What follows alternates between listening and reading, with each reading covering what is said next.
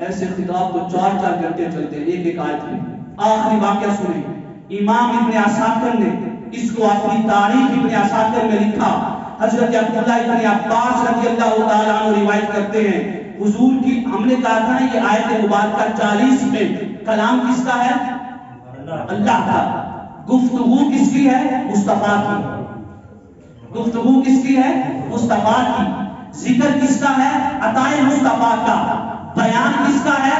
مقام صدیق اکبر کا. اب سنیں، غار میں بیٹھے ہیں، کہتے ہیں کہ حضرت ابوبکر صدیق رضی اللہ تعالیٰ عنہ حضور نبی اکرم صلی اللہ علیہ وسلم کے پاس آئے، کیونکہ اس دن تجلیات کے سمندر سے ابوبکر شراب نوش ہو رہے تھے، پی رہے تھے، لیکن اور پیاس لگ رہی تھی.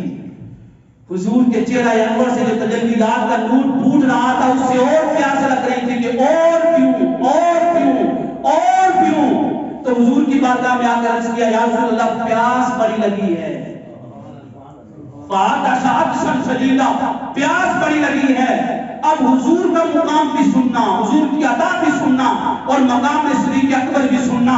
جامعہ مسجد سیدنا صدیق اکبر میں بیٹھنے والوں فشکا الی النبی فقال له النبی، حضور نے فرمایا ابو بکر پیاس لگی ہے نا، اذهب الى صدر الغار، اس غار کے درمیانی حصے میں چلے جا، اس غار کے درمیانی حصے میں چلا جا.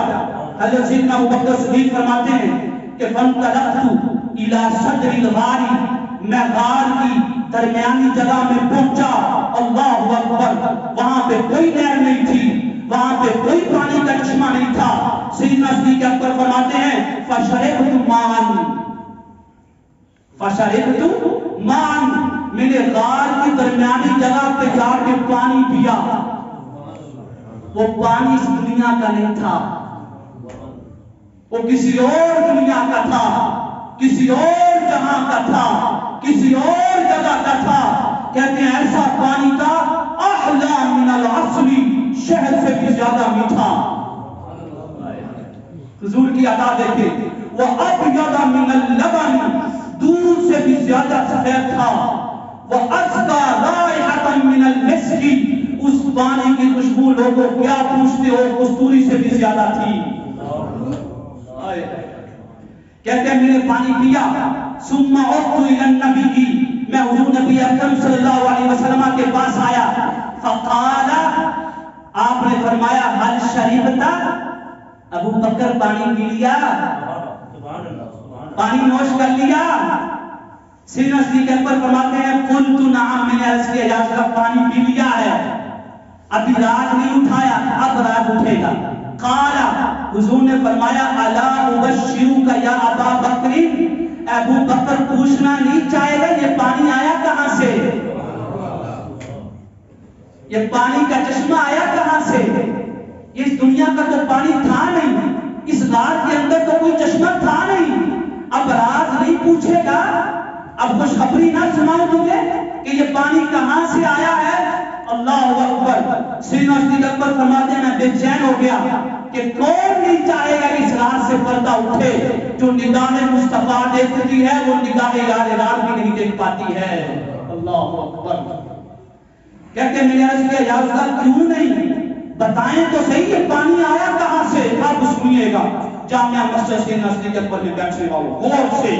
آقا کریم علیہ السلام نے فرمایا ان اللہ تبارک و تعالی امر الملک الموکل بانہار الجنت. ابو بکر جب تم میرے پاس آیا ہے نا تو رب نے اپنے اس فرشتے سے فرمایا جس کی ڈیوٹی جنت کی نہروں پہ لگی ہوئی ہے، جنت کی نہروں پہ ڈیوٹی لگی ہوئی ہے، اس فرشتے سے فرمایا فرشتے جلدی کر، آج غار میں میرے یار کا یار پیاس کی شکایت لے کے آیا ہے.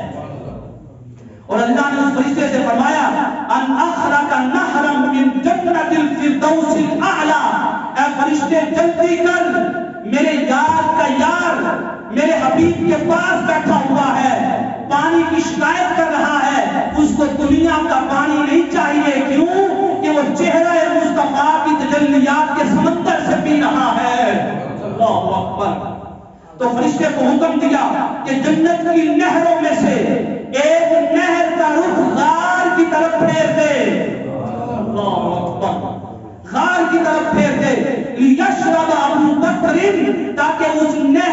پانی سے میرے حبیب کا یارغار تاجدار صداقت سیدنا صدیق اکبر پانی نوش فرمائیں. فقلت مجھے بڑا تعجب ہوا خوشی کے مارے. میں نے عرض کیا یا رسول اللہ. اور موضوع بھی دیکھیے گا اللہ کے ہاں سیدنا صدیق اکبر کا مقام و مرتبہ یہ حضور بیان فرما رہے ہیں. سیدنا صدیق اکبر نے عرض کیا یا رسول اللہ ولی عند اللہ هذه المنزلہ. اللہ کے ہاں میرا اتنا بلند مقام ہے, اللہ کے ہاں میرا اتنا اعلیٰ مقام ہے, اللہ کے ہاں میں اتنی عظمتوں کے حامل ہوں. سنیں میرے آقا نے فرمایا فقال نعم اے میرے یارغار ہاں وافضل اس سے بھی بڑھ کر تو اپنے رب کا پیارا ہے, اس سے بھی بڑھ کر تیرا مقام اعلیٰ ہے. اللہ اکبر اللہ اکبر. آگے عقیدہ بیان کر دیا. آخری بات فرمایا والذی بعثنی بالحق نبیا. میں قسم اٹھاتا ہوں اس ذات کی جس کے قبضہ قدرت میں میری جان ہے, جس نے مجھے نبی بنا کر بھیجا ہے, جس نے مجھے رحمت للعالمین بنا کر بھیجا ہے, جس نے مجھے شفیع محشر بنا کر بھیجا ہے, جس نے مجھے خاتم النبیین بنا کر بھیجا ہے. فرمایا ابو بکر اللہ نے اعلان کر دیا ہے کہ لا يدخل الجنت مبغضک, کہ جس کے دل میں میرے حبیب کے